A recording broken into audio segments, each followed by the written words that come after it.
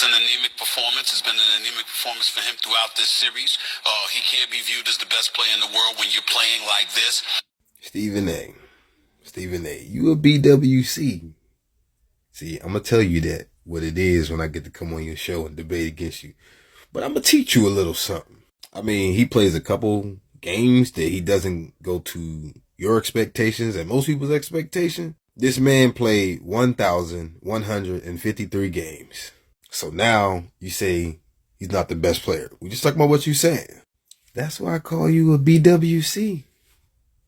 I'm going to let you know what that is. But everybody ready to jump ship is just like, if it's just like, it's over. Like, they was getting blown out by 2030. But see, imagine a vehicle with a check engine light on. See, I tried to let the Nets know way long ago. Back, you see it, November 20th, 2019. Yeah, you can pause. You can read the whole thing. But I'm going to get to the rest of it. I know everybody trying to blame Kyrie, but there are some simple things that can easily be fixed.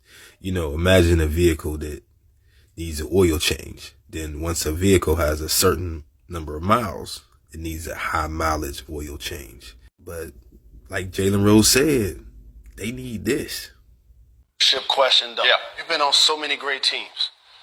Where was the guy that's like, let's go? That's right. Wasn't around. Where was the guy that was the like... only guy I saw was Bruce Brown in a brief 5 or 6 minute Correct. stretch from Blake Griffin. Because being the best player or having a C on your shirt don't necessarily make you the leader.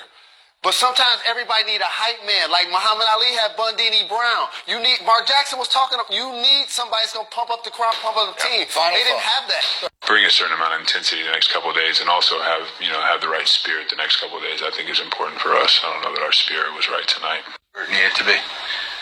I think in the playoff series, coming home down 0-2, coming home, that first game at home, I think,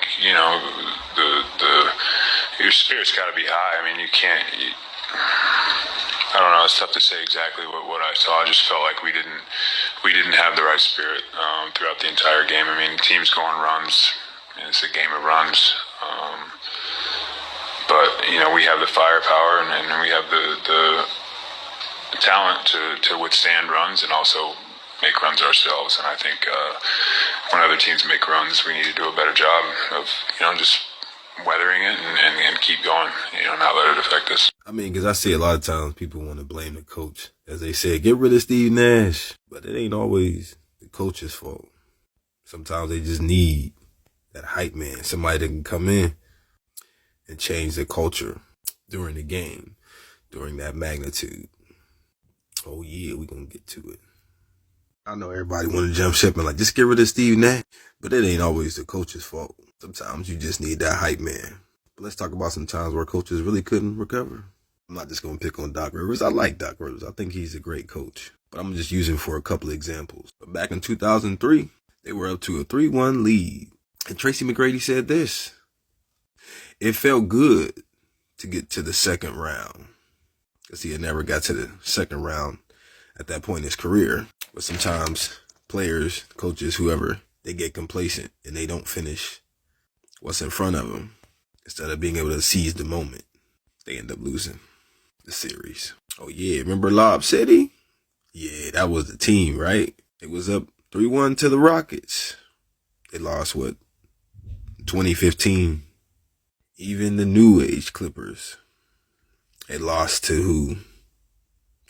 The Denver Nuggets. But you got to give the Denver Nuggets credit because they fought hard and they won. But the Clippers blew leads. The last 3 games, 16 points, 19 points, 12 points. But a lot of people just want to put it on coaching.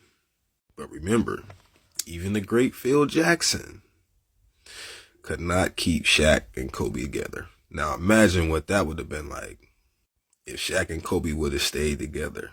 Here's where I come in, because you don't want this to implode and these free agents go anywhere. You got Ben Simmons coming back at some point, it might be next year, but they didn't even give him a chance to even get on the court yet. Fast forward a little bit. We become creative super team, Gary called, we make it back to the finals. Between the circle, snaps the pass to Rip. He'll step up, baseline left. The Pistons smash the Lakers in 5. And sometimes things just happen that you have no control over. But what if you had that hype man to be able to diffuse that? Remember this? Should the Spurs foul? Should Miami go for the three right away? Just attack the basket. James catches, puts up the three. Won't go. Rebound box. Back out to Allen. His three-pointer. Bang! Tie game with 5 seconds remaining. Spurs do not have a timeout. But the officials are going to review to see if Allen was behind the line. Chris Bosh with the huge offensive rebound. And now instant replay, enormous. And Mike, Tim Duncan out of the game leads to the second shot, and clearly a three-point shot. They confirmed that it was a three. Oh, yeah, I remember. The Spurs never recovered, and they won the championship. Now, we see they didn't even recover in Game 7. They lost, and the Heat won. Most people don't know that they actually started to bring the trophy out. They was going to crown the Spurs. But Ray Allen said this. It hurt. I was angry. I was so pissed because the game wasn't over yet.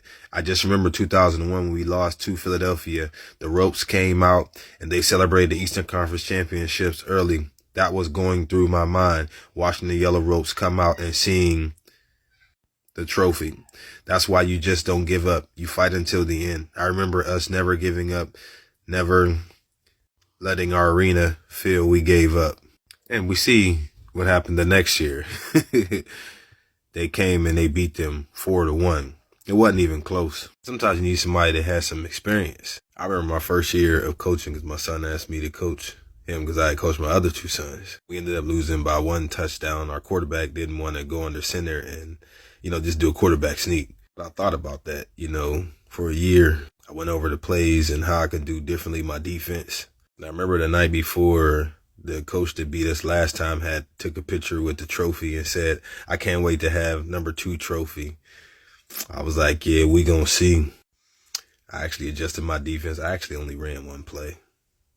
Needless to say, we beat the brakes off of him and them, and they didn't score, and they quit the whole league. Kyrie, Steve Nash was just in here, and he said that you and Kevin have to be tired just because based on how hard you guys had to play towards the end of the season, how many minutes, and he also mentioned you fasting might be a contributing factor. I mean, how do you feel? Is that is that making you tired, or how do your legs feel? My legs feel okay. I think, kind of in the flow of everything right now, meaning just end of the season, then also fasting and just trying to find a balance there. Those are things that attribute to my day-to-day. But, when I show up to the facility or the arena, there are no excuses that I have for me being ready and prepared. I do everything I can to be able to make sure that I'm spiritually grounded, and I'm respecting my faith, but also knowing that when I step into this building, I don't want any excuses on my name. I just told everybody that's a journey with God that I respect. But in terms of my play and stuff like that, it just got to do better. I think this has got to be Kyrie Irving trying to get into the basket area. Way off. Drummond nearly had it, but Horford takes it away. Irving dances, pulls up, jump shot short. Horford well defended. But it's very simple, really. Like, nobody's really rebounding. See, a lot of times when they come around and get the ball, like he's about to shoot it right here, and people are just going back. Now, Drummond did get the rebound that time, and he kicked it back out. But like right here, everybody's just dropping back. And they were only down 2 possessions, so that's something that they would have to do. They just have to crash the boards. See, when they shoot, normally them shots fall like that. But, there's times where they're not going to fall. And you see at this one, Dragic was the only one there. And you see Brown going back. If he would have went closer, you got to come in and crash those boards. And that's what they have to do.